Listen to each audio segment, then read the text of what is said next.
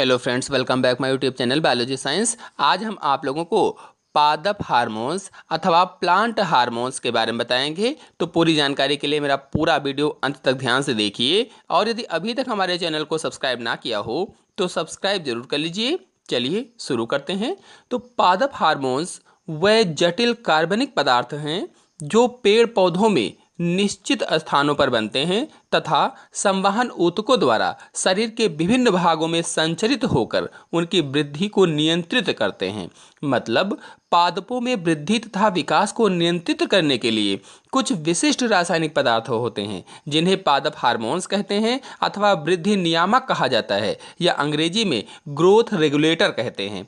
तो इस परिभाषा का अर्थ हुआ कि पेड़ पौधों में विशेष जगहों पर जटिल कार्बनिक पदार्थ बनते हैं और बनने के बाद संवहन ऊतकों द्वारा, संवहन ऊतक अभी बता देंगे कि क्या होते हैं, संवहन ऊतकों द्वारा ये पेड़ पौधों के सभी भागों में पहुंचते हैं और वृद्धि को कंट्रोल करते हैं। इन्हें ही पादप हार्मोन्स कहा जाता है। बता दें कि संवहन ऊतक जाइलम और फ्लोएम होते हैं जो खाद्य पदार्थों का संवहन करते हैं। यदि हार्मोन्स शब्द का अर्थ देखा जाए तो हार्मोन्स शब्द का अर्थ है उत्तेजित करने वाला पदार्थ, यानी हार्मोन्स का मतलब क्या हुआ, उत्तेजना प्रदान करने वाला पदार्थ। वैज्ञानिक स्टर्लिंग ने सन 1906 में इस शब्द का प्रयोग किया था। अब आपको पादप हार्मोन्स की परिभाषा अच्छे से समझ में आ गई होगी। चलिए अब पादप हार्मोन्स के प्रकार बता देते हैं। तो पादप हार्मोन्स अथवा प्लांट हार्मोन्स मुख्य रूप से दो प्रकार के होते हैं। पहला वृद्धि सहायक हार्मोन्स, दूसरा वृद्धि रोधक हार्मोन्स। यानी पहला कौन सा हुआ, जो वृद्धि में सहायक होते हैं, और दूसरा वृद्धि रोधक यानी वृद्धि को जो रोकते हैं। तो वृद्धि सहायक हार्मोन्स के अंतर्गत ऑक्सिन, जिब्रेलिन और साइटोकाइनिन हार्मोन्स आते हैं। ये जो तीन हार्मोन्स मैंने बताए हैं ये वृद्धि सहायक हार्मोन्स होते हैं जो वृद्धि को बढ़ाते हैं, वृद्धि में सहयोग करते हैं। और वृद्धि रोधक हार्मोन्स के अंतर्गत एब्सिसिक अम्ल, एथिलीन हार्मोन्स आते हैं जो वृद्धि रोधक है, वृद्धि को रोकते हैं, नियंत्रित करते हैं। उसमें एब्सिसिक अम्ल और एथिलीन आते हैं। तो इन सभी हार्मोन्स को आज के वीडियो में समझाऊंगा। चलिए पहले ऑक्सिन हार्मोन को समझा देते हैं। पादप हार्मोनों में ऑक्सिन हार्मोन सबसे महत्वपूर्ण हार्मोन होता है। ऑक्सिन हार्मोन पौधे के ऊपरी सिरों पर बनते हैं, यानी जो पौधे के ऊपरी सिरे होते हैं, जो प्ररोह भाग होते हैं, उसमें ऑक्सिन हार्मोन बनता है। मतलब ये पेड़ पौधों के प्ररोह भाग में बनते हैं, अथवा कहें तो प्ररोह के आगे के भागों में बनते हैं, या संश्लेषित होते हैं, बनते हैं, या आप कह सकते हैं कि संश्लेषित होते हैं। ऑक्सिन हार्मोन मुख्यतः कोशिकाओं के दीर्घीकरण को प्रेरित करते हैं, यानी कोशिकाओं को बढ़ाते हैं। दीर्घीकरण का मतलब ये हुआ, यानी ये कोशिकाओं के दीर्घीकरण या इलांगेशन द्वारा वृद्धि को नियंत्रित करते हैं। सीधे सीधे कहा जाए तो ऑक्सिन हार्मोन कोशिकाओं की लंबाई में वृद्धि करता है, ये हुआ इसका कार्य। पादप हार्मोन्स ऑक्सिन की खोज बेंट नामक वैज्ञानिक ने सन 1928 ईस्वी में की थी। चलिए अब आप लोगों को ऑक्सिन हार्मोन के उपयोग और कार्य बता देते हैं। तो पहला है, ये पौधों की अनुवर्तनी गतियों पर नियंत्रण रखते हैं। जो पादप हार्मोन्स ऑक्सिन है ये पौधों की अनुवर्तनी गतियों पर नियंत्रण रखता है। अब अनुवर्तनी गति क्या होती है इसके बारे में आपको समझा देते हैं। बता दें कि ऑक्सिन हार्मोन प्रकाशानुवर्तन और गुरुत्वानुवर्तन इन दोनों गतियों पर नियंत्रण रखते हैं। जब पादप अंग की वृद्धि प्रकाश की ओर होती है तो उसे प्रकाशानुवर्ती गति कहा जाता है। तो प्रकाशानुवर्तन दो प्रकार का होता है, धनात्मक प्रकाशानुवर्तन और ऋणात्मक प्रकाशानुवर्तन। जब पौधा प्रकाश की ओर मुड़कर वृद्धि करता है तो उसे धनात्मक प्रकाशानुवर्तन कहते हैं, जैसा कि आप चित्र में देख रहे हैं। मतलब पौधा जब प्रकाश की तरफ मुड़ जाता है और उधर ही वृद्धि करने लगता है तो उसे ही धनात्मक प्रकाशानुवर्तन कहा जाता है। चित्र में आपको दिख ही रहा होगा कि जब पौधे का प्ररोह भाग प्रकाश की तरफ मुड़ गया है तो वो उधर ही वृद्धि कर रहा है, इसे ही धनात्मक प्रकाशानुवर्तन कहा जाता है। और जब पौधे का कोई भाग प्रकाश से दूर अंधेरे की ओर वृद्धि करता है या गति करता है तो उसे ऋणात्मक प्रकाशानुवर्तन कहते हैं। अब आप सोच रहे होंगे कि अंधेरे की ओर किधर, तो अंधेरा कहाँ होगा, प्रकाश कहाँ नहीं होगा, मिट्टी के नीचे, मृदा में। मतलब पौधे की जड़ें प्रकाश के विपरीत बढ़ती हैं, इसीलिए ऋणात्मक प्रकाशानुवर्तन कहा जाता है। क्योंकि प्रकाश के विपरीत बढ़ी इसलिए ऋणात्मक प्रकाशानुवर्तन हो गया। प्रकाश की ओर बढ़ती थी तो उसे धनात्मक प्रकाशानुवर्तन कहा जाता था। इसी तरह से दूसरा वर्ड इसमें आया था गुरुत्वानुवर्तन। तो गुरुत्वानुवर्तन क्या होता है आपको बता देते हैं। बिल्कुल इसी प्रकार से गुरुत्वानुवर्तन भी होता है। ये भी दो प्रकार का होता है, धनात्मक गुरुत्वानुवर्तन और ऋणात्मक गुरुत्वानुवर्तन। तो जैसा कि आप चित्र में देख रहे हैं, पादपों की जड़ें गुरुत्व की दिशा में वृद्धि करती हैं, यानी जो पादप है उसकी जड़ें गुरुत्व की दिशा में वृद्धि कर रही हैं, मृदा की ओर वृद्धि कर रही हैं, जिधर गुरुत्वाकर्षण होता है उधर वृद्धि कर रही हैं, तो उसे धनात्मक गुरुत्वानुवर्तन कहा जाता है। जब मृदा की ओर या गुरुत्व की ओर मुड़ेंगी, बढ़ेंगी, तो उसे ही धनात्मक गुरुत्वानुवर्तन कहते हैं। इसमें प्ररोह गुरुत्व की दिशा के विपरीत वृद्धि करता है, और जो प्ररोह भाग है ये देखिए, ये इधर गुरुत्व की दिशा के विपरीत वृद्धि कर रहा है, अर्थात प्ररोह ऊपर की ओर बढ़ रहा है, तो इसे ऋणात्मक गुरुत्वानुवर्तन कहेंगे। क्योंकि गुरुत्व के विपरीत बढ़ेगा इसलिए ऋणात्मक हो गया।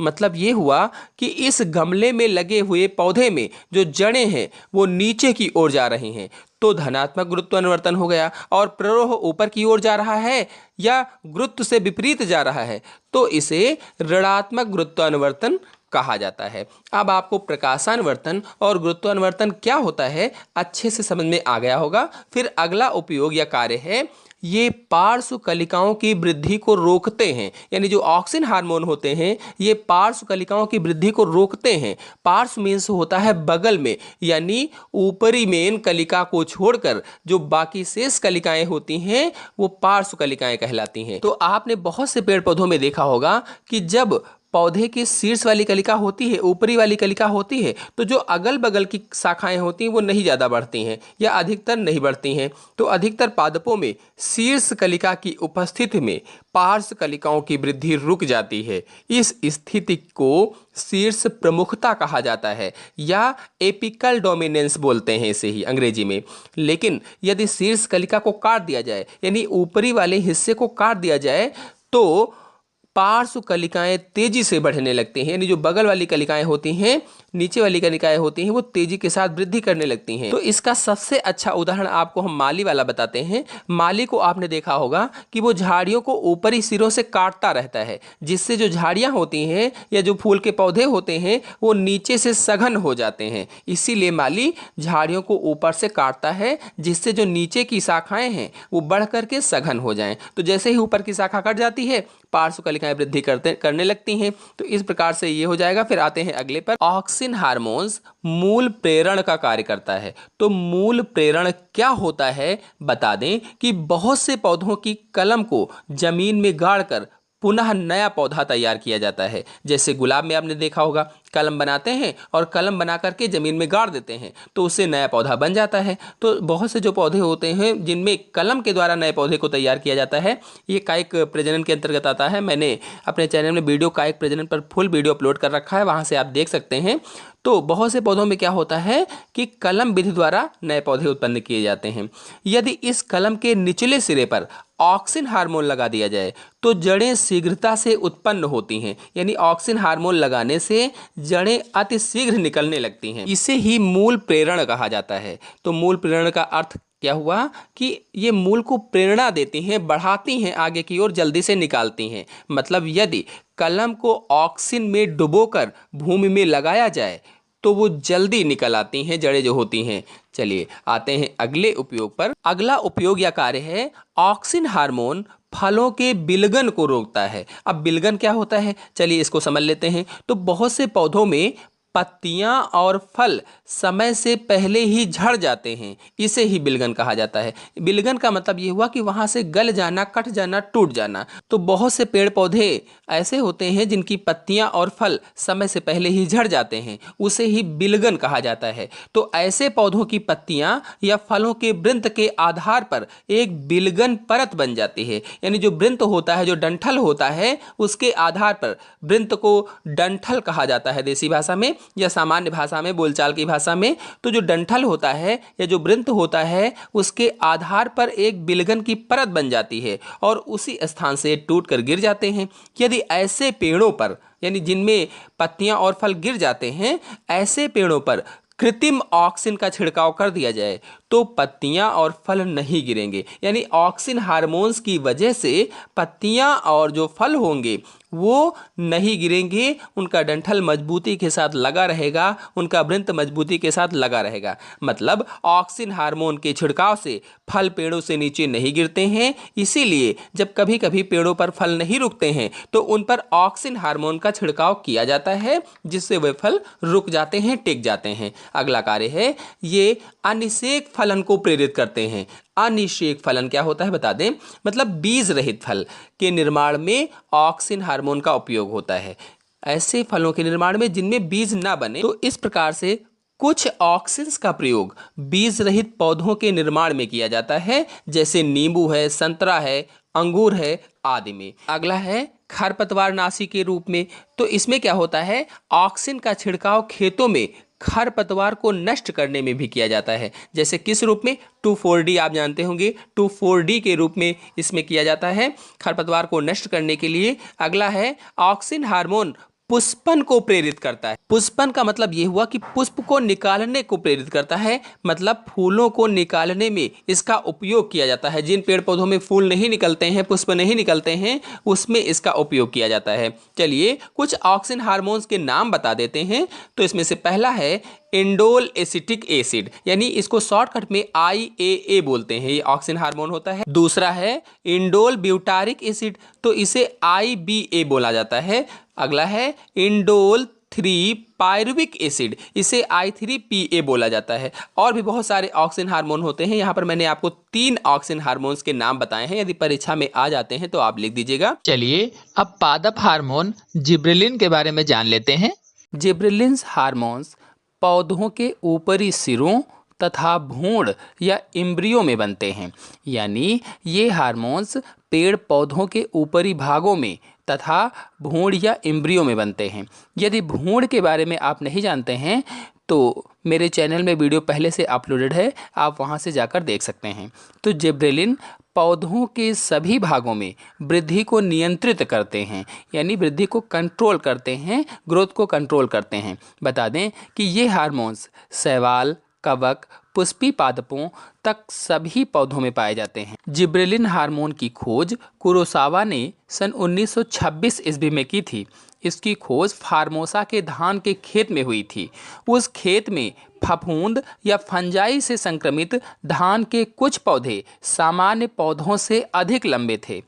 तो याबूता और हयासी ने फफूंद या कवक से अथवा फंजाई से इस जिब्रेलिन हार्मोन को अलग किया था। तो इस प्रकार से एक धान के खेत में कुछ पौधों पर फफूंद या फंजाई लगी थी और इन लोगों ने उसी से इस हार्मोन या जिब्रेलिन हार्मोन को प्राप्त किया था। चलिए अब जिब्रेलिन्स हार्मोन के प्रभाव और उपयोगों को समझा देते हैं। तो पहला है, जिब्रेलिन हार्मोन्स पौधों की लंबाई बढ़ाने में सहायक है, अर्थात जिब्रेलिन के द्वारा पौधे की लंबाई में वृद्धि होती है।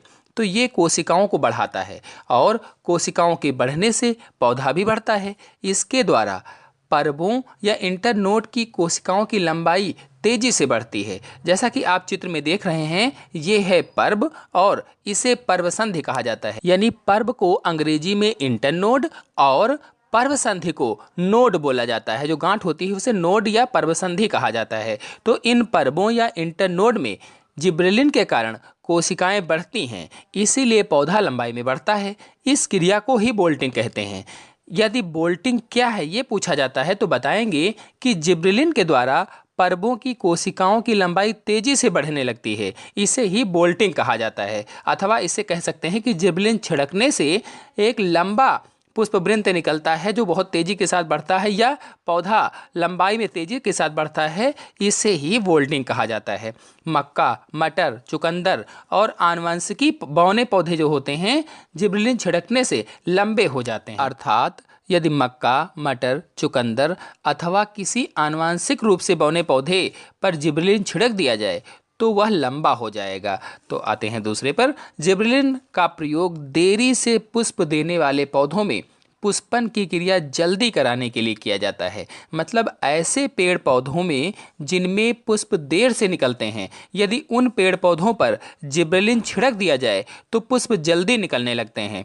कुल मिलाकर देरी से पुष्प देने वाले पौधों में जिबरेलिन देकर पुष्पन की क्रिया जल्दी कराई जा सकती है। चलिए अब आते हैं अगले उपयोग अथवा कार्य पर। यह हार्मोन्स अनिषेक फलन को प्रेरित करता है।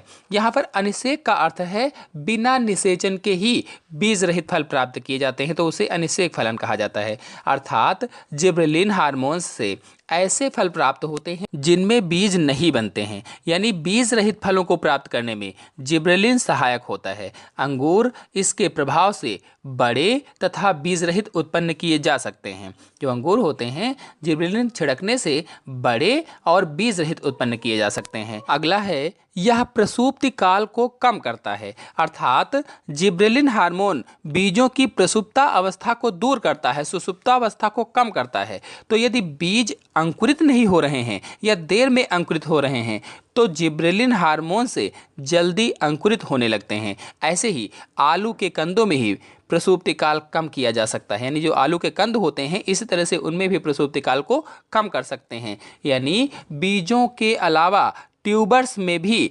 डार्मेंशी को कम किया जा सकता है। फिर अगला कार्य है, अगला उपयोग है, इसके प्रयोग से मटर, सेम, टमाटर आदि की पत्तियां अधिक चौड़ी हो जाती हैं। मतलब यदि मटर, सेम, टमाटर में पत्तियां अच्छी नहीं हैं, चौड़ी नहीं हैं, कमज़ोर हैं, तो यदि उन पर जिबरेलिन छिड़क दिया जाए तो उनकी पत्तियां अधिक चौड़ी हो जाती हैं।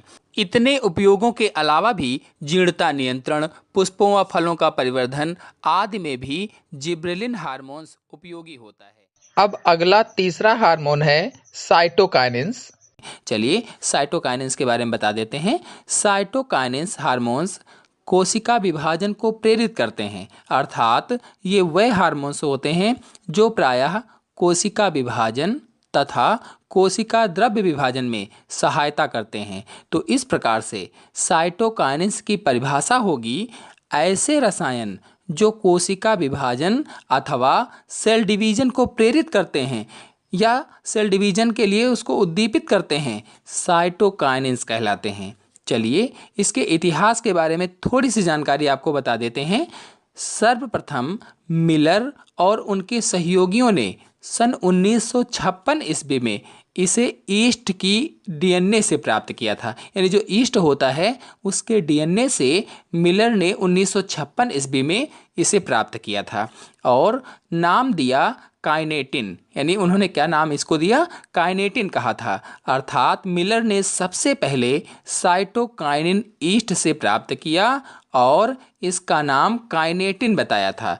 बाद में मक्का के बीज और नारियल में भी इसे देखा गया था, तो इसे काइनिन नाम दिया गया, जो बाद में साइटोकाइनिन के नाम से जाना गया था। बता दें कि मक्का के बीज में लेथम ने, जबकि नारियल पानी में स्कूग ने साइटोकाइनिन्स को देखा था और लेथम ने इन्हें जियाटिन तथा स्कूग ने काइनिन नाम दिया था। चलिए अब साइटोकाइनिन के प्रभाव और उपयोगों को बता देते हैं, यानी effect and uses of cytokinins के बारे में जान लेते हैं। तो पहला है, यह कोशिका विभाजन की गति को तेज करता है। मतलब ये हुआ कि यह ऑक्सिन के साथ मिलकर सेल डिवीजन की गति को बढ़ाता है, क्योंकि साइटोकाइनिन पादप हार्मोन अकेले सक्रिय या एक्टिव नहीं होता है। यानी जो साइटोकाइनिन पादप हार्मोन है ये अकेले सक्रिय नहीं होता है, ये ऑक्सिन के साथ मिलकर के सक्रिय होता है, ऑक्सिन के साथ मिलकर के एक्टिव होता है, अकेले एक्टिव नहीं होता है।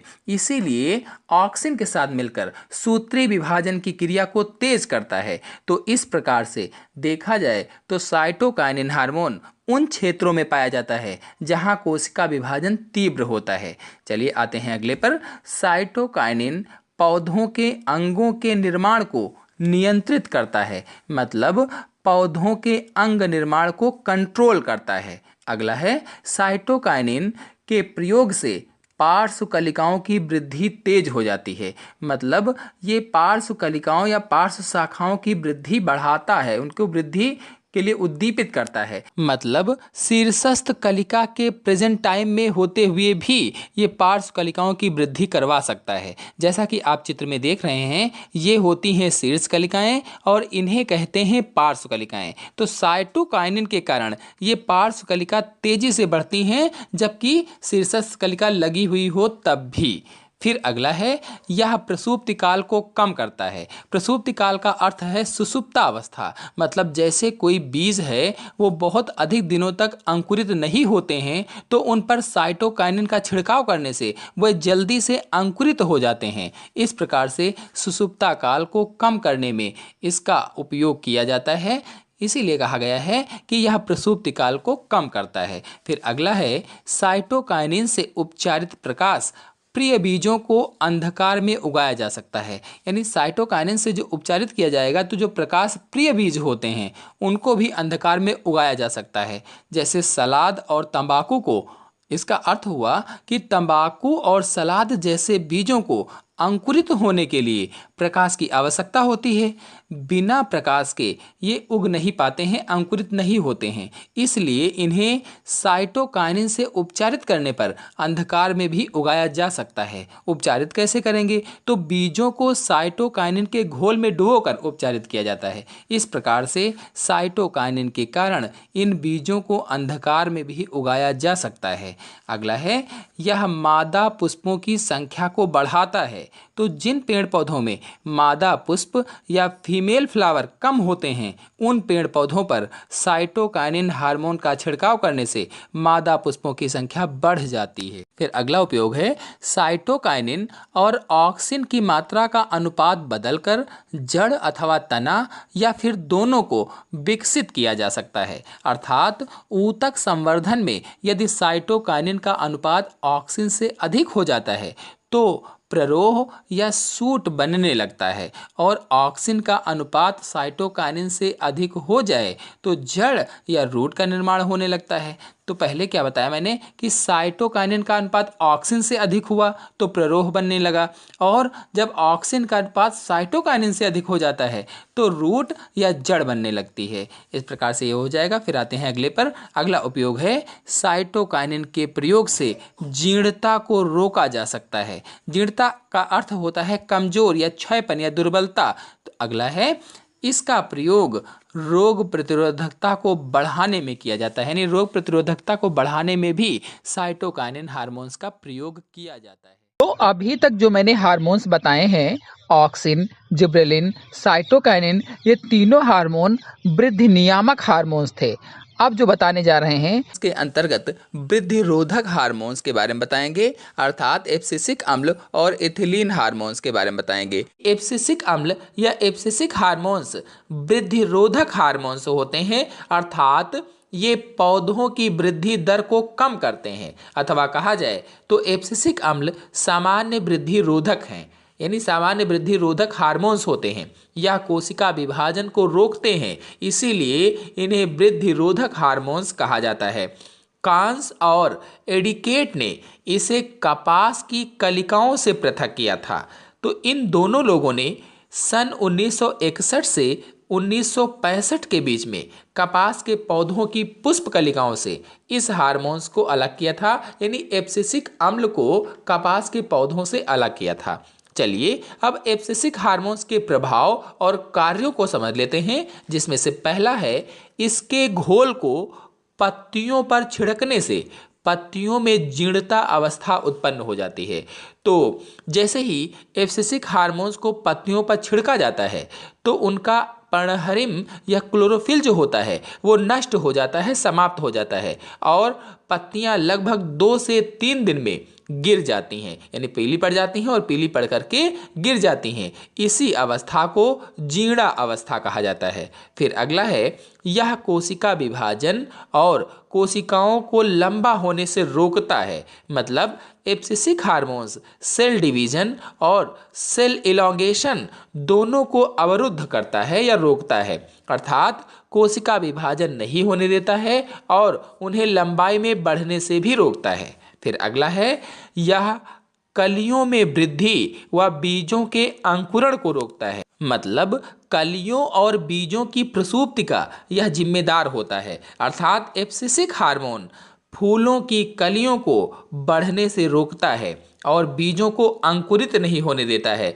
या अंकुरण से रोकता है। तो कुल मिलाकर कहा जाए तो इस पॉइंट का यह अर्थ हुआ कि एब्सिसिक हार्मोन से कलिकाओं तथा बीजों में प्रसुप्ता अवस्था उत्पन्न हो जाती है। फिर अगला है, यह पौधों में पुष्पन को रोकता है, अर्थात फूलों के खिलने को रोकता है। या कहा जाए तो कुछ पौधे जिनको पुष्पन के लिए लंबे दीप्तिकाल की जरूरत होती है, लंबे दीप्तिकाल की आवश्यकता होती है, उनके खिलने को यह रोकता है। फिर अगला है, यह रंध्रों को बंद करके वाष्पोत्सर्जन को कम करता है। तो पौधों के विभिन्न भागों में छोटे छोटे से छिद्र पाए जाते हैं जिन्हें रंध्र कहा जाता है। इन रंध्रों से गैसीय विनिमय होता है, यानी गैसों का आदान प्रदान होता है। तो इन रंध्रों को बंद करता है जिससे वाष्पोत्सर्जन कम होता है। इसीलिए यह हार्मोन्स कम जल वाले भूमि में खेती के लिए उपयोगी होता है, यानी जहाँ पर कम जल है वहाँ पर खेती के लिए यह हार्मोन उपयोगी होता है। यदि रंध्र के बारे में और अधिक जानकारी लेना चाहते हैं, रंध्र के बारे में पढ़ना चाहते हैं, तो मेरे चैनल में रंध्र पर एक फुल वीडियो अपलोडेड है, आप वहाँ से जाकर के पढ़ सकते हैं, देख सकते हैं, समझ सकते हैं। चलिए अब आप लोगों को दूसरे वृद्धि रोधक हार्मोन एथिलीन के बारे में समझा देते हैं। तो एथिलीन एकमात्र ऐसा हार्मोन है जो प्राकृतिक रूप में गैसीय अवस्था में होता है और वृद्धि रोधक का कार्य करता है। मतलब सभी हार्मोनों में एथिलीन ही एक ऐसा हार्मोन है जो गैस के रूप में पाया जाता है। एथिलीन हार्मोन की खोज बर्ग ने सन 1962 ईस्वी में की थी।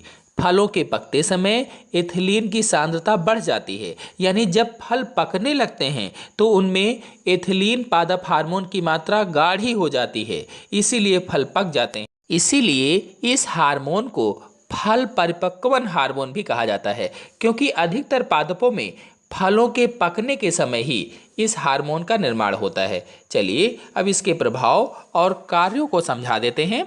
तो पहला है, यह फलों को पकाने में सहायक होता है, इसीलिए इसे फल पकाने वाला हार्मोन भी कहा जाता है। यानी ये फलों को पकाने में सहायक है, इसीलिए इसे फल पकाने वाला हार्मोन भी कहा जाता है। फिर अगला है, यह पौधों को लंबा होने से रोकता है।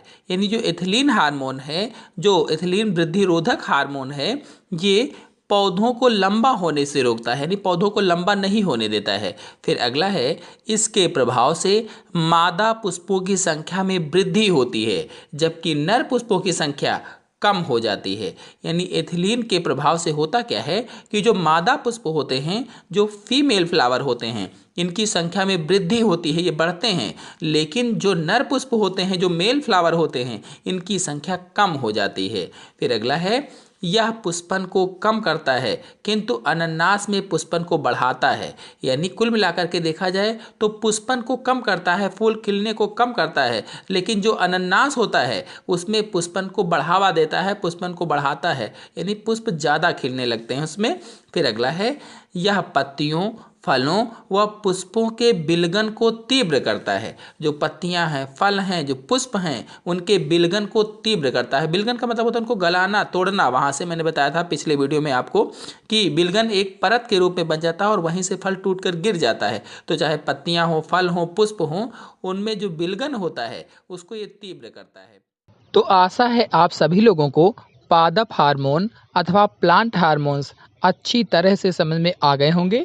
तो आज के अंक में इतना ही।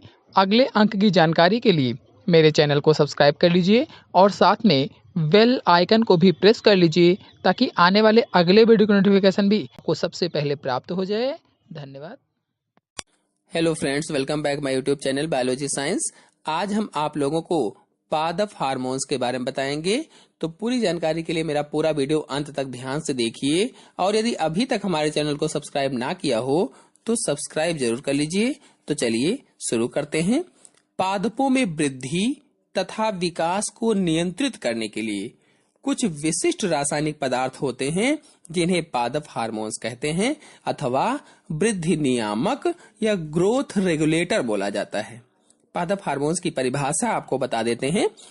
पादप हार्मोन्स वह जटिल कार्बनिक पदार्थ हैं जो पेड़ पौधों में निश्चित स्थानों पर बनते हैं तथा संवहन ऊतकों द्वारा पौधों के विभिन्न भागों में संचरित होकर उनकी वृद्धि को नियंत्रित करते हैं। तो कुल मिलाकर कहा जाए तो हार्मोन शब्द का अर्थ हुआ उत्तेजित करने वाला पदार्थ। हार्मोन्स मुख्यतः विभज्योतक कोशिकाओं और नई उगती पत्तियों एवं फलों में बनते हैं। आपको बता दें कि पौधों के विभिन्न अंगों की वृद्धि एवं जैविक क्रियाओं का नियमन तथा नियंत्रण पादप हार्मोन्स के द्वारा ही होता है। चलिए अब पादप हार्मोन्स का वर्गीकरण अथवा इसके प्रकार बता देते हैं। तो रासायनिक संगठन के आधार पर पादप हार्मोन्स को निम्न भागों में बांटा गया है। पहला है ऑक्सिन हार्मोन, दूसरा जिब्रेलिन्स, तीसरा साइटोकाइनिन्स, चौथा एब्सिसिक अम्ल और पांचवा एथिलीन। तो इस प्रकार से 5 कुल हार्मोन्स पाए जाते हैं, जिसमें से जो 3 मैंने बताए ऑक्सिन, जिब्रेलिन, साइटोकाइनिन्स, ये वृद्धि सहायक हार्मोन्स कहलाते हैं। ये पौधों की वृद्धि दर को बढ़ाते हैं तथा जो एब्सिसिक अम्ल है, एथिलीन है, ये वृद्धि रोधक हार्मोन्स कहलाते हैं या वृद्धि निरोधक हार्मोन्स कहलाते हैं।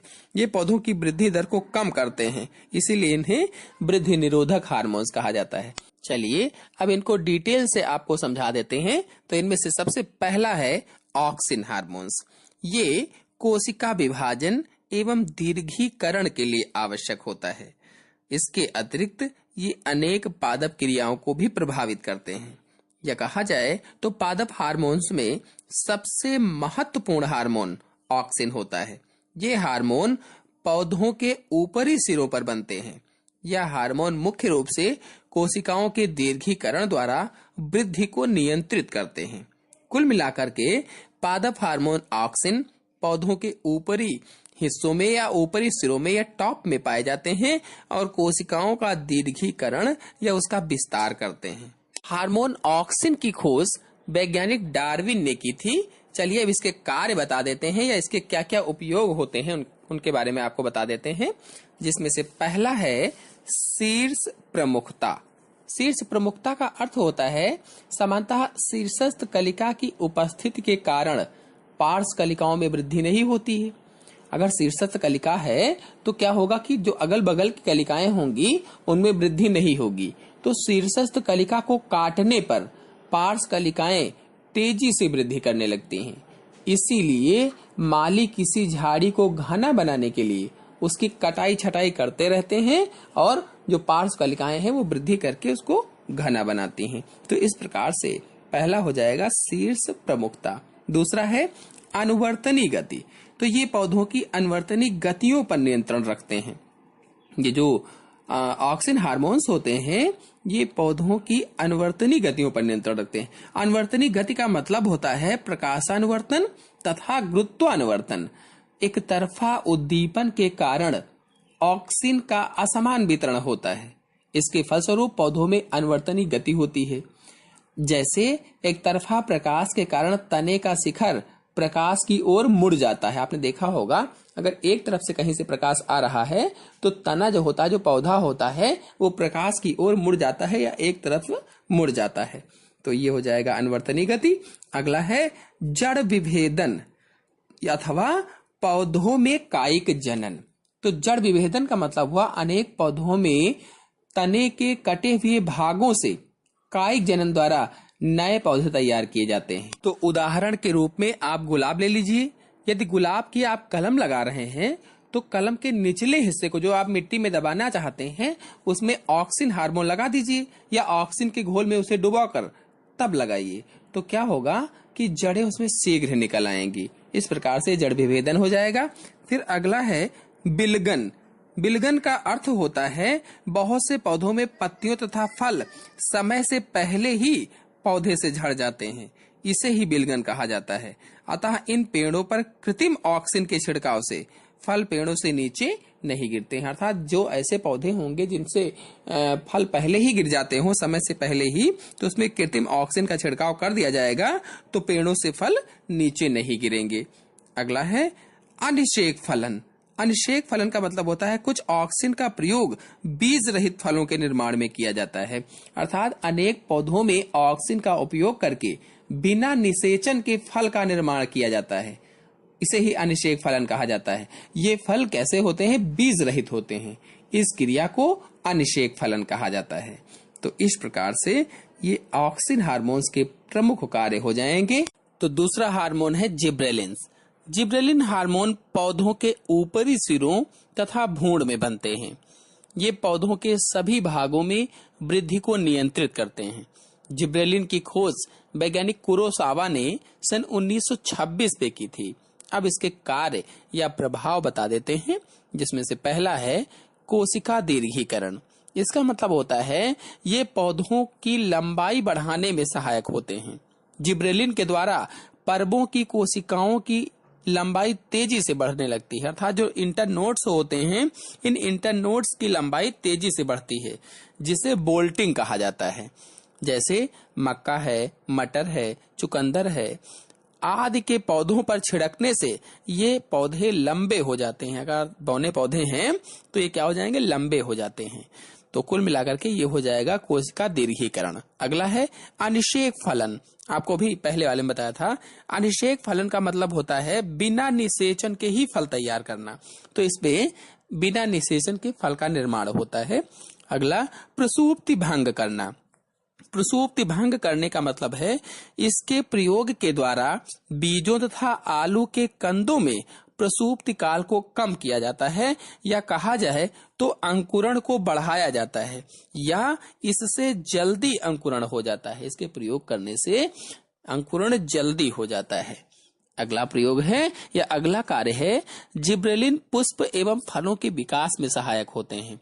इनकी सहायता से फलों का आकार एवं संख्या बढ़ जाती है। जैसे अंगूर, संतरा, नींबू आदि में प्रयोग करने पर, जैसे अंगूर है तो इसके गुच्छे लंबे हो जाते हैं, उनकी संख्या बढ़ जाती है।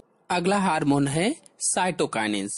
तो इस हार्मोन्स की खोज वैज्ञानिक मिलर ने की थी। ये हार्मोन्स कोशिका विभाजन को प्रेरित करता है, या कहा जाए तो ये कोशिका विभाजन तथा कोशिका वर्धन को प्रेरित करते हैं। ये पार्श्व कलिकाओं के विकास को प्रेरित करते हैं। और आपको इनके कार्य या प्रयोग बता देते हैं, जिसमें से पहला है कोशिका विभाजन। तो यह ऑक्सिन के साथ मिलकर कोशिका विभाजन की गति को तेज कर देता है। दूसरा है अंग निर्माण। तो यह पौधों के अंगों के निर्माण को नियंत्रित करता है, यानी ये जो साइटोकाइनेंस होता है। अगला है पार्श्व शाखाओं की वृद्धि। तो इसके प्रयोग से पार्श्व कलियों की वृद्धि तेजी से होती है, यानी जो अगल बगल की कलिकाएं होती हैं उनकी वृद्धि तेजी से होती है। अगला है प्रसूप्ति काल। तो यह प्रसूप्ति काल को कम करता है, अर्थात अनेक बीजों में प्रसूप्ति को दूर करके अंकुरण को प्रेरित करता है। अगला कार्य है इसके प्रयोग से जीर्णता को रोका जाता है, अर्थात जीर्णा अवस्था को कुछ समय तक टाला जा सकता है। तो इस प्रकार से साइटोकाइनेंस हो जाएगा। अगला हार्मोन है एब्सिसिक अम्ल। यह वृद्धि निरोधक हार्मोन है। यह कोशिका विभाजन को रोकता है, इसीलिए इसे वृद्धि निरोधक हार्मोन्स कहा जाता है। इसका स्थानांतरण सक्रिय विसरण तथा फ्लोएम द्वारा होता है। इसके कुछ प्रमुख कार्य व प्रभाव आपको बता देते हैं, जिसमें से पहला है जीर्णा अवस्था। इसके द्वारा जीर्णा अवस्था उत्पन्न होती है, अर्थात इसके घोल को पत्तियों पर छिड़कने से पर्णहरिम नष्ट हो जाता है और 2 से 3 दिन में पत्तियां गिर जाती हैं। इसे ही जीर्णा अवस्था कहा जाता है।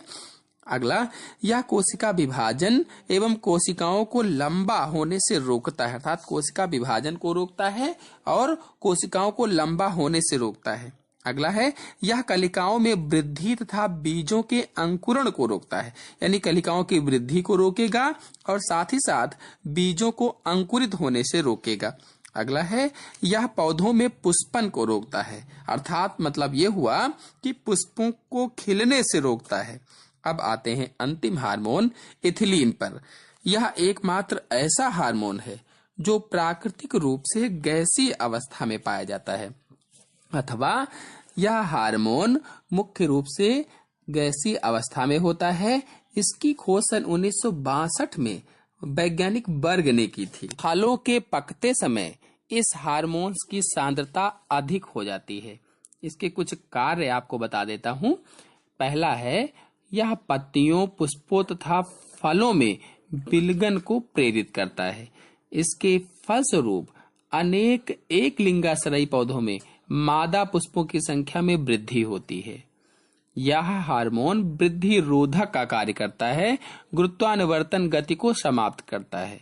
यह फलों को पकाने में सहायक होता है तथा यह पुष्पन को भी कम करता है। लेकिन अनन्नास एक ऐसा पुष्प है जिसमें पुष्पन को प्रेरित करता है। तो इस प्रकार से आज मैंने कुछ पादप हार्मोन्स को बताया और उनके कार्य या प्रभाव बताए।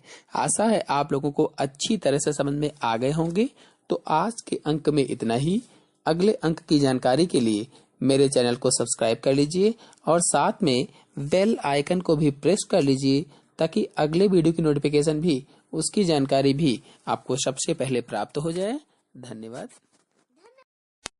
Hello friends, welcome back my YouTube channel biology science. आज हम आप लोगों को पादप हार्मोन्स अथवा प्लांट हार्मोन्स के बारे में बताएंगे। तो पूरी जानकारी के लिए मेरा पूरा वीडियो अंत तक ध्यान से देखिए और यदि अभी तक हमारे चैनल को सब्सक्राइब ना किया हो तो सब्सक्राइब जरूर कर लीजिए। चलिए शुरू करते हैं। तो पादप हार्मोन्स वह जटिल कार्बनिक पदार्थ हैं जो पेड़ पौधों में निश्चित स्थानों पर बनते हैं तथा संवहन ऊतकों द्वारा शरीर के विभिन्न भागों में संचरित होकर उनकी वृद्धि को नियंत्रित करते हैं। मतलब पादपों में वृद्धि तथा विकास को नियंत्रित करने के लिए कुछ विशिष्ट रासायनिक पदार्थ होते हैं जिन्हें पादप हार्मोन्स कहते हैं अथवा वृद्धि नियामक कहा जाता है या अंग्रेजी में ग्रोथ रेगुलेटर कहते हैं। तो इस परिभाषा का अर्थ हुआ कि पेड़ पौधों में विशेष जगहों पर जटिल कार्बनिक पदार्थ बनते हैं और बनने के बाद संवहन ऊतकों द्वारा, संवहन ऊतक अभी बता देंगे कि क्या होते हैं। संवहन ऊतकों द्वारा ये पेड़ पौधों के सभी भागों में पहुंचते हैं और वृद्धि को कंट्रोल करते हैं। इन्हें ही पादप हार्मोन्स कहा जाता है। बता दें कि संवहन ऊतक जाइलम और फ्लोएम होते हैं जो खाद्य पदार्थों का संवहन करते हैं। मतलब जाइलम क्या करता है कि जड़ों द्वारा अवशोषित जल और खनिज लवणों का संवहन पेड़ पौधों के अन्य भागों में करता है और ऐसे ही फ्लोएम पत्तियों में बना भोज्य पदार्थ पेड़ पौधों के अन्य सभी भागों में पहुंचाता है। इसीलिए ये संवहन ऊतक कहलाते हैं। और ये संवहन ऊतकों के द्वारा पौधे के शरीर के विभिन्न भागों में पहुंचते हैं, संचरित होते हैं।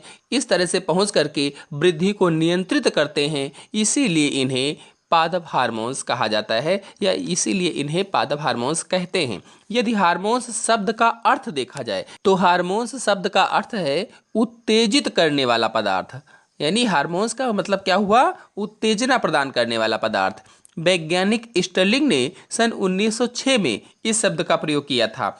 अब आपको पादप हार्मोन्स की परिभाषा अच्छे से समझ में आ गई होगी। चलिए अब पादप हार्मोन्स के प्रकार बता देते हैं। तो पादप हार्मोन्स अथवा प्लांट हार्मोन्स मुख्य रूप से दो प्रकार के होते हैं। पहला वृद्धि सहायक हार्मोन्स, दूसरा वृद्धि रोधक हार्मोन्स। यानी पहला कौन सा हुआ? जो वृद्धि में सहायक होते हैं, और दूसरा वृद्धि रोधक यानी वृद्धि को जो रोकते हैं। तो वृद्धि सहायक हार्मोन्स के अंतर्गत ऑक्सिन, जिब्रेलिन और साइटोकाइनिन हार्मोन्स आते हैं। ये जो तीन हार्मोन्स मैंने बताए हैं ये वृद्धि सहायक हार्मोन्स होते हैं जो वृद्धि को बढ़ाते हैं, वृद्धि में सहयोग करते हैं। और वृद्धि रोधक हार्मोन्स के अंतर्गत एब्सिसिक अम्ल, एथिलीन हार्मोन्स आते हैं जो वृद्धि रोधक है, वृद्धि को रोकते हैं, नियंत्रित करते हैं। उसमें एब्सिसिक अम्ल और एथिलीन आते हैं। तो इन सभी हार्मोन्स को एक एक करके आपको समझाऊंगा, लेकिन आज के वीडियो में केवल ऑक्सिन हार्मोन्स के बारे में बताऊंगा। अगले वीडियो में एक एक करके आपको हार्मोन्स के बारे में समझाता रहूंगा। तो चलिए आज के वीडियो में ऑक्सिन हार्मोन को समझ लेते हैं। पादप हार्मोनों में ऑक्सिन हार्मोन सबसे महत्वपूर्ण हार्मोन होता है। ऑक्सिन हार्मोन पौधे के ऊपरी सिरों पर बनते हैं। यानी जो पौधे के ऊपरी सिरे होते हैं, जो प्ररोह भाग होते हैं, उसमें ऑक्सिन हार्मोन बनता है। मतलब ये पेड़ पौधों के प्ररोह भाग में बनते हैं, अथवा कहें तो प्ररोह के आगे के भागों में बनते हैं, या संश्लेषित होते हैं, बनते हैं, या आप कह सकते हैं कि संश्लेषित होते हैं।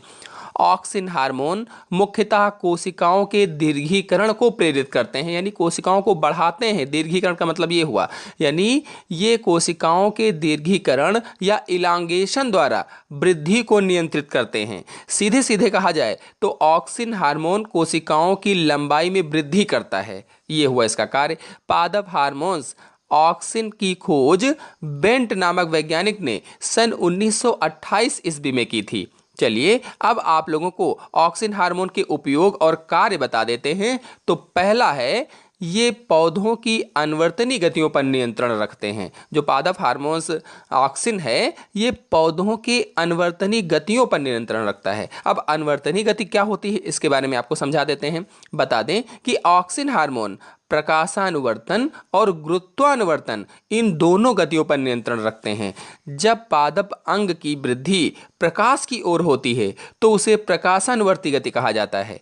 तो प्रकाशानुवर्तन दो प्रकार का होता है, धनात्मक प्रकाशानुवर्तन और ऋणात्मक प्रकाशानुवर्तन। जब पौधा प्रकाश की ओर मुड़कर वृद्धि करता है तो उसे धनात्मक प्रकाशानुवर्तन कहते हैं, जैसा कि आप चित्र में देख रहे हैं। मतलब पौधा जब प्रकाश की तरफ मुड़ जाता है और उधर ही वृद्धि करने लगता है तो उसे ही धनात्मक प्रकाशानुवर्तन कहा जाता है। चित्र में आपको दिख ही रहा होगा कि जब पौधे का प्ररोह भाग प्रकाश की तरफ मुड़ गया है तो वो उधर ही वृद्धि कर रहा है, इसे ही धनात्मक प्रकाशानुवर्तन कहा जाता है।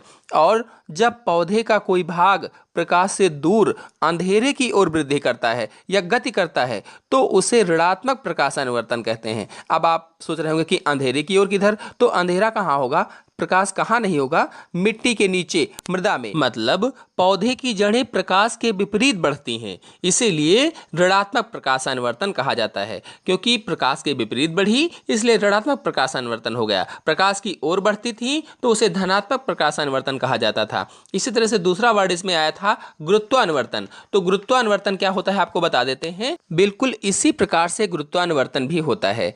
ये भी दो प्रकार का होता है, धनात्मक गुरुत्वानुवर्तन और ऋणात्मक गुरुत्वानुवर्तन। तो जैसा कि आप चित्र में देख रहे हैं, पादपों की जड़ें गुरुत्व की दिशा में वृद्धि करती हैं, यानी जो पादप है उसकी जड़ें गुरुत्व की दिशा में वृद्धि कर रही हैं, मृदा की ओर वृद्धि कर रही हैं, जिधर गुरुत्वाकर्षण होता है उधर वृद्धि कर रही हैं, तो उसे धनात्मक गुरुत्वानुवर्तन कहा जाता है। जब मृदा की ओर या गुरुत्व की ओर मुड़ेंगी, बढ़ेंगी, तो उसे ही धनात्मक गुरुत्वानुवर्तन कहते हैं। इसमें प्ररोह गुरुत्व की दिशा के विपरीत वृद्धि करता है, और जो प्ररोह भाग है ये देखिए, ये इधर गुरुत्व की दिशा के विपरीत वृद्धि कर रहा है, अर्थात प्ररोह ऊपर की ओर बढ़ रहा है, तो इसे ऋणात्मक गुरुत्वानुवर्तन कहेंगे। क्योंकि गुरुत्व के विपरीत बढ़ेगा इसलिए ऋणात्मक हो गया।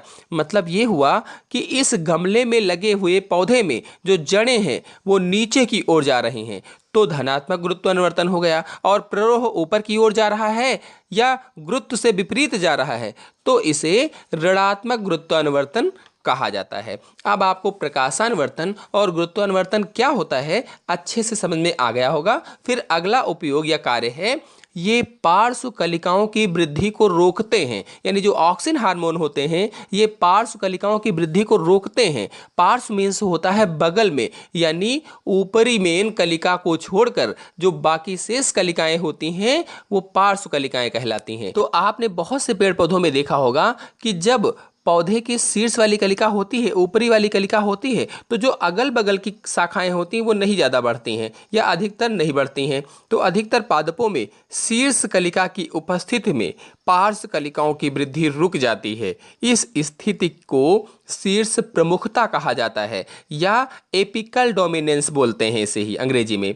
लेकिन यदि शीर्ष कलिका को काट दिया जाए, यानी ऊपरी वाले हिस्से को काट दिया जाए, तो पार्श्व कलिकाएं तेजी से बढ़ने लगती हैं। यानी जो बगल वाली कलिकाएं होती हैं, नीचे वाली कलिकाएं होती हैं, वो तेजी के साथ वृद्धि करने लगती हैं। तो इसका सबसे अच्छा उदाहरण आपको हम माली वाला बताते हैं। माली को आपने देखा होगा कि वो झाड़ियों को ऊपरी सिरों से काटता रहता है, जिससे जो झाड़ियां होती हैं या जो फूल के पौधे होते हैं वो नीचे से सघन हो जाते हैं। इसीलिए माली झाड़ियों को ऊपर से काटता है, जिससे जो नीचे की शाखाएं हैं वो बढ़ करके सघन हो जाएं। तो जैसे ही ऊपर की शाखा कट जाती है पार्श्व कलिकाएं वृद्धि करने लगती हैं। तो इस प्रकार से ये हो जाएगा। फिर आते हैं अगले पर, ऑक्सिन ऑक्सिन हार्मोन्स मूल प्रेरण का कार्य करता है। तो मूल प्रेरण क्या होता है बता दें कि बहुत से पौधों की कलम को जमीन में गाड़कर पुनः नया पौधा तैयार किया जाता है। जैसे गुलाब में आपने देखा होगा, कलम बनाते हैं और कलम बना करके जमीन में गाड़ देते हैं तो उससे नया पौधा बन जाता है। तो बहुत से जो पौधे होते हैं जिनमें कलम के द्वारा नए पौधे को तैयार किया जाता है, ये कायिक प्रजनन के अंतर्गत आता है। मैंने अपने चैनल में वीडियो कायिक प्रजनन पर फुल वीडियो अपलोड कर रखा है, वहाँ से आप देख सकते हैं। तो बहुत से पौधों में क्या होता है कि कलम विधि द्वारा नए पौधे उत्पन्न किए जाते हैं। यदि इस कलम के निचले सिरे पर ऑक्सिन हार्मोन लगा दिया जाए तो जड़ें शीघ्रता से उत्पन्न होती हैं। यानी ऑक्सिन हार्मोन लगाने से जड़ें अति शीघ्र निकलने लगती हैं। इसे ही मूल प्रेरण कहा जाता है। तो मूल प्रेरण का अर्थ क्या हुआ कि ये मूल को प्रेरणा देती हैं, बढ़ाती हैं, आगे की ओर जल्दी से निकालती हैं। मतलब यदि कलम को ऑक्सिन में डुबोकर भूमि में लगाया जाए तो वो जल्दी निकल आती हैं, जड़ें जो होती हैं। चलिए आते हैं अगले उपयोग पर। अगला उपयोग या कार्य है ऑक्सिन हार्मोन फलों के बिलगन को रोकता है। अब बिलगन क्या होता है, चलिए इसको समझ लेते हैं। तो बहुत से पौधों में पत्तियां और फल समय से पहले ही झड़ जाते हैं, इसे ही बिलगन कहा जाता है। बिलगन का मतलब ये हुआ कि वहां से गल जाना, कट जाना, टूट जाना। तो बहुत से पेड़ पौधे ऐसे होते हैं जिनकी पत्तियां और फल समय से पहले ही झड़ जाते हैं, उसे ही बिलगन कहा जाता है। तो ऐसे पौधों की पत्तियां या फलों के वृंत के आधार पर एक बिलगन परत बन जाती है। यानी जो वृंत होता है, जो डंठल होता है, उसके आधार पर वृंत को डंठल कहा जाता है देसी भाषा में या सामान्य भाषा में, बोलचाल की भाषा में। तो जो डंठल होता है या जो वृंत होता है उसके आधार पर एक बिलगन की परत बन जाती है और उसी स्थान से टूट कर गिर जाते हैं। यदि ऐसे पेड़ों पर, यानी जिनमें पत्तियां और फल गिर जाते हैं, ऐसे पेड़ों पर कृत्रिम ऑक्सिन का छिड़काव कर दिया जाए तो पत्तियां और फल नहीं गिरेंगे। यानी ऑक्सिन हार्मोन्स की वजह से पत्तियां और जो फल होंगे वो नहीं गिरेंगे, उनका डंठल मजबूती के साथ लगा रहेगा, उनका वृंत मजबूती के साथ लगा रहेगा। मतलब ऑक्सिन हार्मोन के छिड़काव से फल पेड़ों से नीचे नहीं गिरते हैं। इसीलिए जब कभी कभी पेड़ों पर फल नहीं रुकते हैं तो उन पर ऑक्सिन हार्मोन का छिड़काव किया जाता है, जिससे वे फल रुक जाते हैं, टिक जाते हैं। अगला कार्य है ये अनिषेक फलन को प्रेरित करते हैं। अनिषेक फलन क्या होता है बता दें, मतलब बीज रहित फल के निर्माण में ऑक्सिन हार्मोन का उपयोग होता है। ऐसे फलों के निर्माण में जिनमें बीज ना बने। तो इस प्रकार से कुछ ऑक्सिन्स का प्रयोग बीज रहित पौधों के निर्माण में किया जाता है, जैसे नींबू है, संतरा है, अंगूर है आदि में। अगला है खरपतवार नाशी के रूप में। तो इसमें क्या होता है, ऑक्सिन का छिड़काव खेतों में खरपतवार को नष्ट करने में भी किया जाता है। जैसे किस रूप में, 2,4-D आप जानते होंगे, 2,4-D के रूप में इसमें किया जाता है खरपतवार को नष्ट करने के लिए। अगला है ऑक्सिन हार्मोन पुष्पन को प्रेरित करता है। पुष्पन का मतलब यह हुआ कि पुष्प को निकालने को प्रेरित करता है, मतलब फूलों को निकालने में इसका उपयोग किया जाता है। जिन पेड़ पौधों में फूल नहीं निकलते हैं, पुष्प नहीं निकलते हैं, उसमें इसका उपयोग किया जाता है। चलिए कुछ ऑक्सिन हार्मोन्स के नाम बता देते हैं। तो इसमें से पहला है इंडोल एसिटिक एसिड, यानी इसको शॉर्टकट में IAA बोलते हैं, ये ऑक्सिन हार्मोन होता है। दूसरा है इंडोल ब्यूटारिक एसिड, तो इसे IBA बोला जाता है। अगला है इंडोल 3 पायरुविक एसिड, इसे I3PA बोला जाता है। और भी बहुत सारे ऑक्सिन हार्मोन होते हैं। यहाँ पर मैंने आपको 3 ऑक्सिन हार्मोन्स के नाम बताए हैं, यदि परीक्षा में आ जाते हैं तो आप लिख दीजिएगा। तो इस प्रकार से आज मैंने आपको पादप हार्मोन ऑक्सिन के बारे में बताया। अगले वीडियो में पादप हार्मोन जिबरेलिन के बारे में बताऊंगा। तो अगले वीडियो की जानकारी के लिए मेरे चैनल को सब्सक्राइब कर लीजिए और साथ में वीडियो को लाइक और शेयर करना बिल्कुल ना भूलिएगा। धन्यवाद। Hello friends, welcome back my YouTube channel biology science. आज हम आप लोगों को ऑक्सिन और जिबरेलिन हार्मोन्स में अंतर बताएंगे। तो पूरी जानकारी के लिए मेरा पूरा वीडियो अंत तक ध्यान से देखिए और यदि अभी तक हमारे चैनल को सब्सक्राइब ना किया हो तो सब्सक्राइब जरूर कर लीजिए। चलिए आप लोगों को ऑक्सिन और जिबरेलिन हार्मोन्स में अंतर बता देते हैं। अंतर बताने से पहले आपको बता दें, यदि इनके बारे में आप डिटेल में इनके उपयोग, प्रभाव, कार्य जानना चाहते हैं तो मेरे चैनल में वीडियो अपलोडेड है, वहां से आप देख सकते हैं।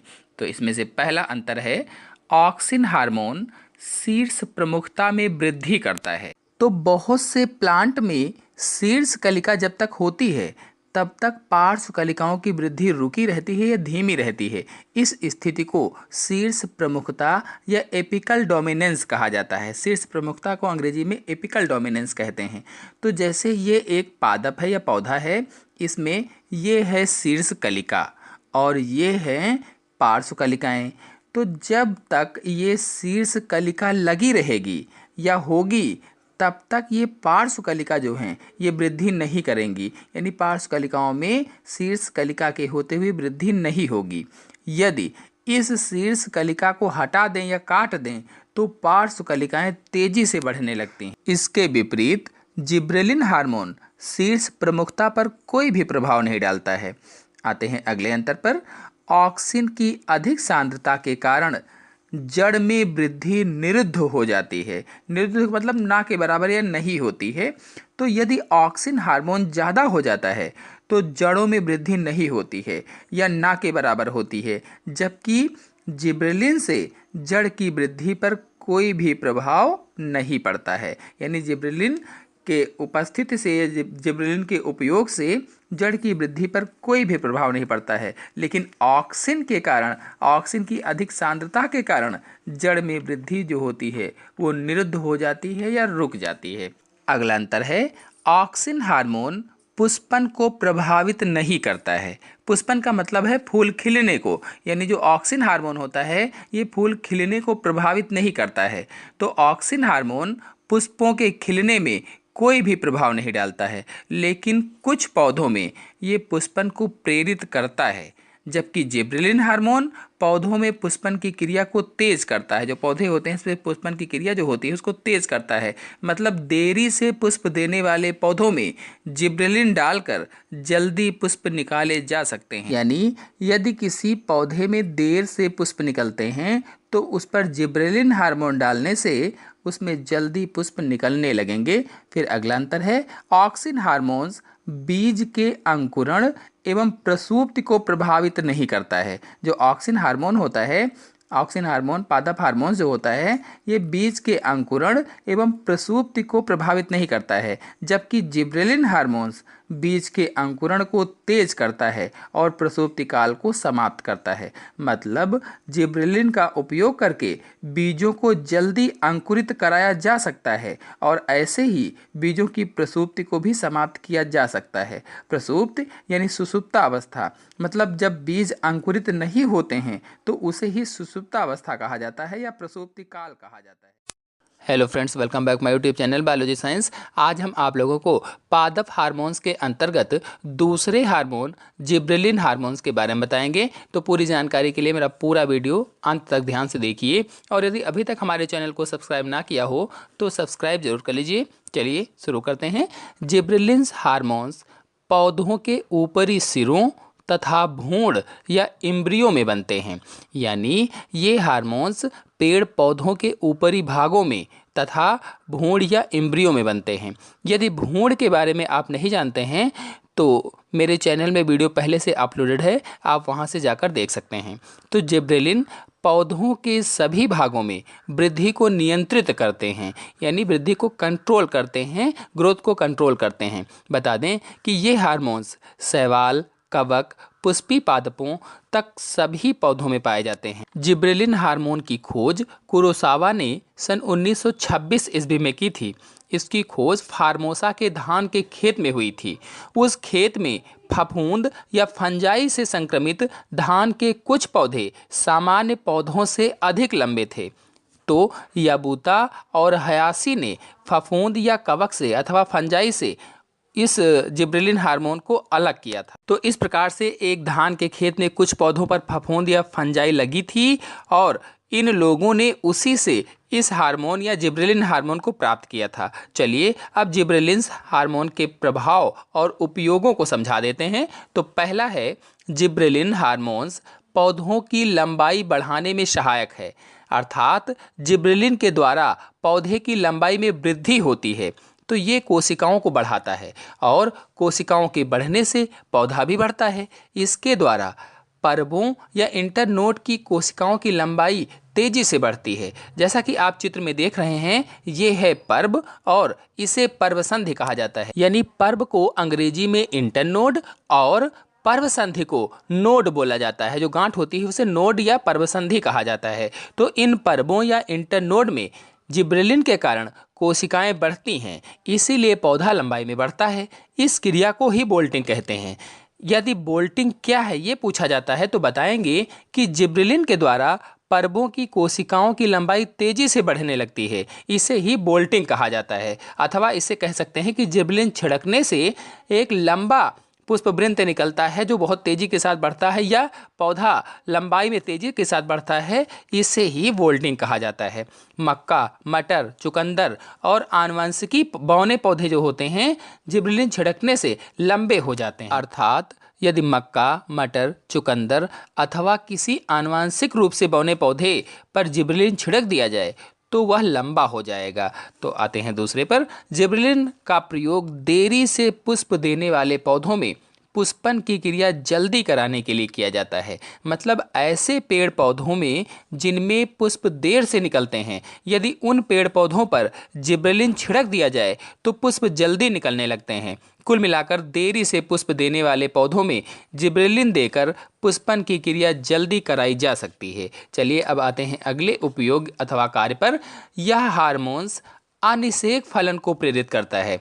यहाँ पर अनिषेक का अर्थ है बिना निषेचन के ही बीज रहित फल प्राप्त किए जाते हैं, तो उसे अनिषेक फलन कहा जाता है। अर्थात जिब्रेलिन हार्मोन्स से ऐसे फल प्राप्त होते हैं जिनमें बीज नहीं बनते हैं। यानी बीज रहित फलों को प्राप्त करने में जिब्रेलिन सहायक होता है। अंगूर इसके प्रभाव से बड़े तथा बीज रहित उत्पन्न किए जा सकते हैं। जो अंगूर होते हैं, जिब्रेलिन छिड़कने से बड़े और बीज रहित उत्पन्न किए जा सकते हैं। अगला है, यह प्रसूप्ति काल को कम करता है। अर्थात जिब्रेलिन हार्मोन बीजों की प्रसुप्ता अवस्था को दूर करता है, सुसुप्ता अवस्था को कम करता है। तो यदि बीज अंकुरित नहीं हो रहे हैं या देर में अंकुरित हो रहे हैं तो जिब्रेलिन हार्मोन से जल्दी अंकुरित होने लगते हैं। ऐसे ही आलू के कंदों में ही प्रसूप्ति काल कम किया जा सकता है। यानी जो आलू के कंद होते हैं, इसी तरह से उनमें भी प्रसूप्ति काल को कम कर सकते हैं। यानी बीजों के अलावा ट्यूबर्स में भी डॉर्मेंसी को कम किया जा सकता है। फिर अगला कार्य है, अगला उपयोग है, इसके प्रयोग से मटर, सेम, टमाटर आदि की पत्तियां अधिक चौड़ी हो जाती हैं। मतलब यदि मटर, सेम, टमाटर में पत्तियां अच्छी नहीं हैं, चौड़ी नहीं हैं, कमज़ोर हैं, तो यदि उन पर जिब्रेलिन छिड़क दिया जाए तो उनकी पत्तियां अधिक चौड़ी हो जाती हैं। इतने उपयोगों के अलावा भी जीर्णता नियंत्रण, पुष्पों व फलों का परिवर्धन आदि में भी जिब्रेलिन हार्मोन्स उपयोगी होता है। Hello friends, welcome back my YouTube channel biology science. आज हम आप लोगों को पादप हार्मोन साइटोकाइनेंस के बारे में बताएंगे। तो पूरी जानकारी के लिए मेरा पूरा वीडियो अंत तक ध्यान से देखिए, और यदि अभी तक हमारे चैनल को सब्सक्राइब ना किया हो तो सब्सक्राइब जरूर कर लीजिए। चलिए शुरू करते हैं। शुरू करने से पहले आपको बता दें कि पिछले 2 वीडियो में मैंने ऑक्सिन और जिब्रेलिन हार्मोन्स के बारे में बताया है। यदि उनके बारे में आप जानना चाहते हैं तो मेरे चैनल में आप जाकर के उनके बारे में देख सकते हैं, समझ सकते हैं। चलिए साइटोकाइनेंस के बारे में बता देते हैं।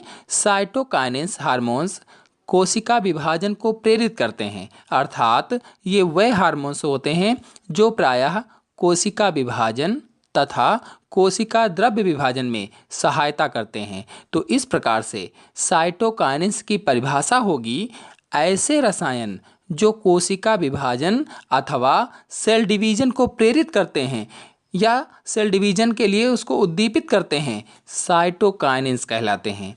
चलिए इसके इतिहास के बारे में थोड़ी सी जानकारी आपको बता देते हैं। सर्वप्रथम मिलर और उनके सहयोगियों ने सन 1956 ईस्वी में इसे ईस्ट की डीएनए से प्राप्त किया था। यानी जो ईस्ट होता है उसके डीएनए से मिलर ने 1956 ईस्वी में इसे प्राप्त किया था और नाम दिया काइनेटिन। यानी उन्होंने क्या नाम इसको दिया? काइनेटिन कहा था। अर्थात मिलर ने सबसे पहले साइटोकाइनिन ईस्ट से प्राप्त किया और इसका नाम काइनेटिन बताया था। बाद में मक्का के बीज और नारियल में भी इसे देखा गया था, तो इसे काइनिन नाम दिया गया, जो बाद में साइटोकाइनिन के नाम से जाना गया था। बता दें कि मक्का के बीज में लिथम ने, जबकि नारियल पानी में स्कूग ने साइटोकाइनिन्स को देखा था और लिथम ने इन्हें जियाटिन तथा स्कूग ने काइनिन नाम दिया था। चलिए अब साइटोकाइनिन के प्रभाव और उपयोगों को बता देते हैं, यानी effect and uses of cytokinins के बारे में जान लेते हैं। तो पहला है, यह कोशिका विभाजन की गति को तेज करता है। मतलब ये हुआ कि यह ऑक्सिन के साथ मिलकर सेल डिवीजन की गति को बढ़ाता है, क्योंकि साइटोकाइनिन पादप हार्मोन अकेले सक्रिय या एक्टिव नहीं होता है। यानी जो साइटोकाइनिन पादप हार्मोन है ये अकेले सक्रिय नहीं होता है, ये ऑक्सिन के साथ मिल करके सक्रिय होता है, ऑक्सिन के साथ मिल करके एक्टिव होता है, अकेले एक्टिव नहीं होता है। इसीलिए ऑक्सिन के साथ मिलकर सूत्रीय विभाजन की क्रिया को तेज करता है। तो इस प्रकार से देखा जाए तो साइटोकाइनिन हार्मोन उन क्षेत्रों में पाया जाता है जहां कोशिका विभाजन तीव्र होता है। चलिए आते हैं अगले पर। साइटोकाइनिन पौधों के अंगों के निर्माण को नियंत्रित करता है, मतलब पौधों के अंग निर्माण को कंट्रोल करता है। अगला है, साइटोकाइनिन के प्रयोग से पार्श्व कलिकाओं की वृद्धि तेज हो जाती है। मतलब ये पार्श्व कलिकाओं या पार्श्व शाखाओं की वृद्धि बढ़ाता है, उनको वृद्धि के लिए उद्दीपित करता है। मतलब शीर्षस्थ कलिका के प्रेजेंट टाइम में होते हुए भी ये पार्श्व कलिकाओं की वृद्धि करवा सकता है। जैसा कि आप चित्र में देख रहे हैं, ये होती हैं शीर्ष कलिकाएं और इन्हें कहते हैं पार्श्व कलिकाएं। तो साइटोकाइनिन के कारण ये पार्श्व कलिका तेजी से बढ़ती हैं, जबकि शीर्षस्थ कलिका लगी हुई हो तब भी। फिर अगला है, यह प्रसूप्ति काल को कम करता है। प्रसूप्ति काल का अर्थ है सुषुप्ता अवस्था। मतलब जैसे कोई बीज है वो बहुत अधिक दिनों तक अंकुरित नहीं होते हैं, तो उन पर साइटोकाइनिन का छिड़काव करने से वह जल्दी से अंकुरित हो जाते हैं। इस प्रकार से सुषुप्ता काल को कम करने में इसका उपयोग किया जाता है, इसीलिए कहा गया है कि यह प्रसूप्ति काल को कम करता है। फिर अगला है, साइटोकाइनिन से उपचारित प्रकाश प्रिय बीजों को अंधकार में उगाया जा सकता है। यानी साइटोकाइनिन से जो उपचारित किया जाएगा तो जो प्रकाश प्रिय बीज होते हैं उनको भी अंधकार में उगाया जा सकता है। जैसे सलाद और तंबाकू को, इसका अर्थ हुआ कि तंबाकू और सलाद जैसे बीजों को अंकुरित होने के लिए प्रकाश की आवश्यकता होती है। बिना प्रकाश के ये उग नहीं पाते हैं, अंकुरित नहीं होते हैं। इसलिए इन्हें साइटोकाइनिन से उपचारित करने पर अंधकार में भी उगाया जा सकता है। उपचारित कैसे करेंगे? तो बीजों को साइटोकाइनिन के घोल में डुबोकर उपचारित किया जाता है। इस प्रकार से साइटोकाइनिन के कारण इन बीजों को अंधकार में भी उगाया जा सकता है। अगला है, यह मादा पुष्पों की संख्या को बढ़ाता है। तो जिन पेड़ पौधों में मादा पुष्प या फीमेल फ्लावर कम होते हैं उन पेड़ पौधों पर साइटोकाइनिन हार्मोन का छिड़काव करने से मादा पुष्पों की संख्या बढ़ जाती है। फिर अगला उपयोग है, साइटोकाइनिन और ऑक्सिन की मात्रा का अनुपात बदलकर जड़ अथवा तना या फिर दोनों को विकसित किया जा सकता है। अर्थात ऊतक संवर्धन में यदि साइटोकाइनिन का अनुपात ऑक्सिन से अधिक हो जाता है तो प्ररोह या सूट बनने लगता है, और ऑक्सिन का अनुपात साइटोकाइनिन से अधिक हो जाए तो जड़ या रूट का निर्माण होने लगता है। तो पहले क्या बताया मैंने कि साइटोकाइनिन का अनुपात ऑक्सिन से अधिक हुआ तो प्ररोह बनने लगा, और जब ऑक्सिन का अनुपात साइटोकाइनिन से अधिक हो जाता है तो रूट या जड़ बनने लगती है। इस प्रकार से ये हो जाएगा। फिर आते हैं अगले पर। अगला उपयोग है, साइटोकाइनिन के प्रयोग से जीर्णता को रोका जा सकता है। जीर्णता का अर्थ होता है कमजोर या क्षयपन या दुर्बलता। तो अगला है, इसका प्रयोग रोग प्रतिरोधकता को बढ़ाने में किया जाता है। यानी रोग प्रतिरोधकता को बढ़ाने में भी साइटोकाइनिन हार्मोन्स का प्रयोग किया जाता है। Hello friends, welcome back my YouTube channel biology science. आज हम आप लोगों को पादप हार्मोन्स के अंतर्गत वृद्धि रोधक हार्मोन्स के बारे में बताएंगे, अर्थात एब्सिसिक अम्ल और इथिलीन हार्मोन्स के बारे में बताएंगे। तो पूरी जानकारी के लिए मेरा पूरा वीडियो अंत तक ध्यान से देखिए, और यदि अभी तक हमारे चैनल को सब्सक्राइब ना किया हो तो सब्सक्राइब जरूर कर लीजिए। चलिए शुरू करते हैं। मैंने पहले वीडियो में बताया था कि पादप हार्मोन्स के मुख्य रूप से दो भाग होते हैं, वृद्धि नियामक हार्मोन या वृद्धि सहायक हार्मोन्स तथा दूसरा वृद्धि रोधक हार्मोन। तो वृद्धि नियामक हार्मोन्स अथवा वृद्धि सहायक हार्मोन्स के अंतर्गत मैंने आप लोगों को ऑक्सिन्स, जिब्रेलिन्स तथा साइटोकाइनिन, इन तीनों हार्मोन्स के बारे में अलग अलग वीडियो में बताया है जो मेरे चैनल में अपलोडेड हैं। अब शेष बचा वृद्धि रोधक हार्मोन्स। तो इसके दो प्रकार होते हैं, यानी वृद्धि रोधक हार्मोन्स दो प्रकार का होता है। पहला एब्सिसिक अम्ल या एब्सिसिक हार्मोन, दूसरा एथिलीन। तो चलिए पहले एब्सिसिक अम्ल के बारे में समझ लेते हैं। तो एब्सिसिक अम्ल के अंतर्गत मैंने अभी आप लोगों को बताया था कि एब्सिसिक अम्ल या एब्सिसिक हार्मोन्स वृद्धि रोधक हार्मोन्स होते हैं, अर्थात ये पौधों की वृद्धि दर को कम करते हैं, अथवा कहा जाए तो एब्सिसिक अम्ल सामान्य वृद्धि रोधक हैं, यानी सामान्य वृद्धि रोधक हार्मोन्स होते हैं। यह कोशिका विभाजन को रोकते हैं, इसीलिए इन्हें वृद्धि रोधक हार्मोन्स कहा जाता है। कांस और एडिकेट ने इसे कपास की कलिकाओं से पृथक किया था। तो इन दोनों लोगों ने सन 1961 से 1965 के बीच में कपास के पौधों की पुष्प कलिकाओं से इस हार्मोन्स को अलग किया था, यानी एब्सिसिक अम्ल को कपास के पौधों से अलग किया था। चलिए अब एब्सिसिक हार्मोन्स के प्रभाव और कार्यों को समझ लेते हैं, जिसमें से पहला है इसके घोल को पत्तियों पर छिड़कने से पत्तियों में जीर्णता अवस्था उत्पन्न हो जाती है। तो जैसे ही एब्सिसिक हार्मोन्स को पत्तियों पर छिड़का जाता है तो उनका पर्णहरिम या क्लोरोफिल जो होता है वो नष्ट हो जाता है, समाप्त हो जाता है, और पत्तियां लगभग 2 से 3 दिन में गिर जाती हैं, यानी पीली पड़ जाती हैं और पीली पड़ करके गिर जाती हैं। इसी अवस्था को जीर्णा अवस्था कहा जाता है। फिर अगला है यह कोशिका विभाजन और कोशिकाओं को लंबा होने से रोकता है। मतलब एब्सिसिक हार्मोन्स सेल डिवीजन और सेल इलॉन्गेशन दोनों को अवरुद्ध करता है या रोकता है, अर्थात कोशिका विभाजन नहीं होने देता है और उन्हें लंबाई में बढ़ने से भी रोकता है। फिर अगला है यह कलियों में वृद्धि व बीजों के अंकुरण को रोकता है। मतलब कलियों और बीजों की प्रसूप्ति का यह जिम्मेदार होता है, अर्थात एब्सिसिक हार्मोन फूलों की कलियों को बढ़ने से रोकता है और बीजों को अंकुरित नहीं होने देता है या अंकुरण से रोकता है। तो कुल मिलाकर कहा जाए तो इस पॉइंट का यह अर्थ हुआ कि एब्सिसिक हार्मोन से कलिकाओं तथा बीजों में प्रसुप्ता अवस्था उत्पन्न हो जाती है। फिर अगला है यह पौधों में पुष्पन को रोकता है, अर्थात फूलों के खिलने को रोकता है, या कहा जाए तो कुछ पौधे जिनको पुष्पन के लिए लंबे दीप्तिकाल की जरूरत होती है, लंबे दीप्तिकाल की आवश्यकता होती है, उनके खिलने को यह रोकता है। फिर अगला है यह रंध्रों को बंद करके वाष्पोत्सर्जन को कम करता है। तो पौधों के विभिन्न भागों में छोटे छोटे से छिद्र पाए जाते हैं जिन्हें रंध्र कहा जाता है। इन रंध्रों से गैसीय विनिमय होता है, यानी गैसों का आदान प्रदान होता है। तो इन रंध्रों को बंद करता है जिससे वाष्पोत्सर्जन कम होता है। इसीलिए यह हार्मोन्स कम जल वाले भूमि में खेती के लिए उपयोगी होता है, यानी जहाँ पर कम जल है वहाँ पर खेती के लिए यह हार्मोन उपयोगी होता है। यदि रंध्र के बारे में और अधिक जानकारी लेना चाहते हैं, रंध्र के बारे में पढ़ना चाहते हैं, तो मेरे चैनल में रंध्र पर एक फुल वीडियो अपलोडेड है, आप वहाँ से जाकर के पढ़ सकते हैं, देख सकते हैं, समझ सकते हैं। चलिए अब आप लोगों को दूसरे वृद्धि रोधक हार्मोन एथिलीन के बारे में समझा देते हैं। तो एथिलीन एकमात्र ऐसा हार्मोन है जो प्राकृतिक रूप में गैसीय अवस्था में होता है और वृद्धि रोधक का कार्य करता है।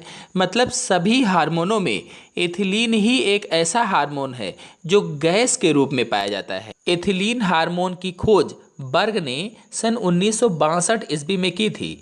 फलों के पकते समय एथिलीन की सांद्रता बढ़ जाती है, यानी जब फल पकने लगते हैं तो उनमें एथिलीन पादप हार्मोन की मात्रा गाढ़ी हो जाती है, इसीलिए फल पक जाते हैं। इसीलिए इस हार्मोन को फल परिपक्वन हार्मोन भी कहा जाता है, क्योंकि अधिकतर पादपों में फलों के पकने के समय ही इस हार्मोन का निर्माण होता है। चलिए अब इसके प्रभाव और कार्यों को समझा देते हैं।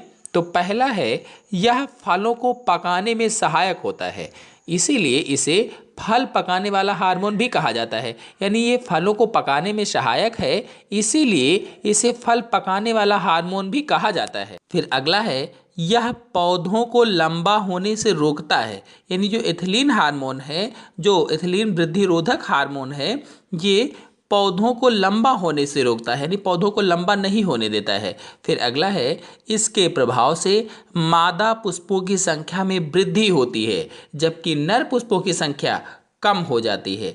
यानी एथिलीन के प्रभाव से होता क्या है कि जो मादा पुष्प होते हैं, जो फीमेल फ्लावर होते हैं, इनकी संख्या में वृद्धि होती है, ये बढ़ते हैं, लेकिन जो नर पुष्प होते हैं, जो मेल फ्लावर होते हैं, इनकी संख्या कम हो जाती है।